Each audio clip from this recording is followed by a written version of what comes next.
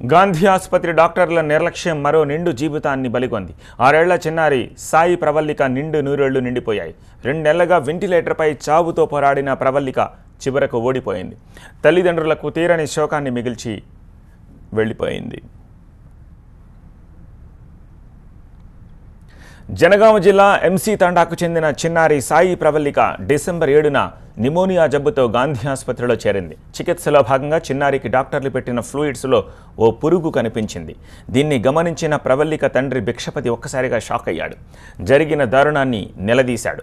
ఈ విషయాన్ని మీడియాకు చెప్పాడు. దీనిపై స్పందించిన ప్రభుత్వం విచారణకు ఆదేశించింది. అయితే విచారణకు సంబంధించి నివేదిక ఇంకా రాకుండానే చిన్నారి ప్రవల్లిక కన్నుమూసింది.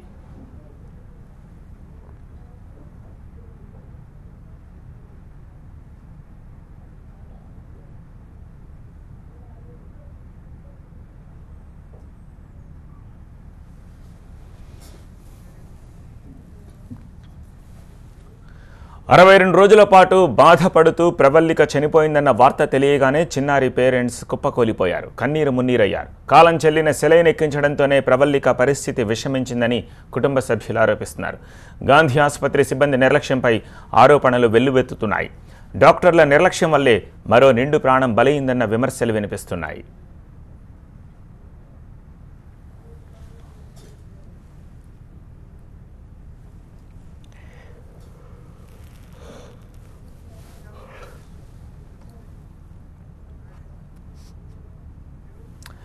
ఈ వార్తకు సంబంధించిన మరిన్ని డీటెయిల్స్ గాంధీ ఆసుపత్రి నుంచి మా ప్రతినిధి నరేష్ అందిస్తారు. నరేష్, 62 రోజుల పాటు మృత్యుతో పోరాడిన చిన్నారి సాయి ప్రవల్లిక ఇవాళ తెల్లవారుజామున మృత్యువాత పడింది. జనగాం జిల్లాగా చెందినటువంటి 6 సంవత్సరాల సాయి ప్రవల్లిక సరిగ్గా 2 నెలల క్రితం గాంధీ హాస్పిటల్లో నిమోనియా వ్యాధితో బాధపడుతూ చికిత్స తీసుకునేందుకు ఇక్కడ అడ్మిట్ అయింది. దీర్ఘకాలంగా ఉన్నటువంటి ఈ వ్యాధి కోసం చికిత్స కోసం 2 నెలల క్రితం వచ్చినటువంటి సాయి ప్రవల్లికు సరిగ్గా అడ్మిట్ అయిన వారం రోజులకే తనకు ఎక్కించేటువంటి సెలైన్లో కీటకాలు ఉన్నట్లుగా గుర్తించినటువంటి తండ్రి ఆసుపత్రి వర్గాలకు సమాచారం అందించాడు. ఇది అప్పట్లో సంచలనం కూడా రేకింది.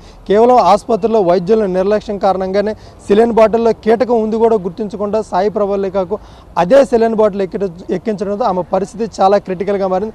అప్పటి నుంచి కూడా సాయి ప్రవల్లిక మృత్యుతో పోరాడుతున్నది. ఇవాళ తెల్లవారుజామున అరౌండ్ 3:34 మధ్యలో ఆమె చనిపోయినట్లుగా వైద్యులు నిర్ధారించారు. అయితే ముందుగా సాయి ప్రవల్లిక తండ్రికి ఈ సమాచారం తెలియజేయకుండా, ఎందుకంటే గతంలో ఈ సంచలనం రేకెత్తించిన నేపథ్యంలో సాయి ప్రవల్లిక మృతిని ముందుగా పోలీసులకు ఇన్ఫార్మ్ చేశారు. అనంతరం అంబులెన్స్ రెడీ చేసిన అనంతరం మొత్తం అత్యంత గోప్యంగా ఉంచినటువంటి ఆసుపత్రి వర్గాలు లాస్ట్గా తండ్రి భిక్షపతికి సమాచారం అందించారు. మీ కూతురు సాయి ప్రవల్లిక మృత్యువాత పడింది, చనిపోయిందని చెప్పి అత్యంత గోప్యంగా ఇక్కడ నుంచి డెడ్ బాడీని కూడా జనగాంకు తరలించారు. అయితే దీనిపై విచారణ కూడా 2 విచారణ కమిటీలు ఏర్పాటు చేసి విచారణ అయితే కొనసాగుతున్న నేపథ్యంలోనే సాయి ప్రవల్లిక మృతి చెందడం పట్ల అటు కుటుంబ సభ్యులు తీవ్రమైనటువంటి ఆవేదన ఆందోళన వ్యక్తం చేస్తున్న పరిస్థితి. ఎందుకంటే అటు డ్రగ్ కంట్రోల్ అధికారులు కావచ్చు, ఇటు ఆసుపత్రి నిర్లక్ష్యంపై ఇప్పటికే 2 కమిటీలు కూడా రిపోర్ట్ ఇచ్చేందుకు కావచ్చు కమిటీ ఏర్పాటు చేసిన తర్వాత విచారణ చేపడుతున్నాను. మధ్యలోనే సాయి ప్రవల్లిక మృతి చెందడం పట్ల ప్రతి ఒక్కరు కూడా ఆందోళన చెందిన పరిస్థితి. ముఖ్యంగా తల్లిదండ్రులు అయితే మాత్రం కన్నీరు మున్నీరు అవుతున్న పరిస్థితి. కేవలం ఆసుపత్రిలో డాక్టర్ల నిర్లక్ష్యం కారణంగానే కీటకాలు అదేవిధంగా బ్యాక్టీరియా ఉన్నటువంటి సెలైన్ ఎక్కించడం వల్లే సాయి ప్రవల్లిక చనిపోయినట్లుగా తల్లిదండ్రులు ఆరోపిస్తున్నారు. అయితే ఆసుపత్రి వర్గాలు మరొక వాదన చెప్తున్నారు.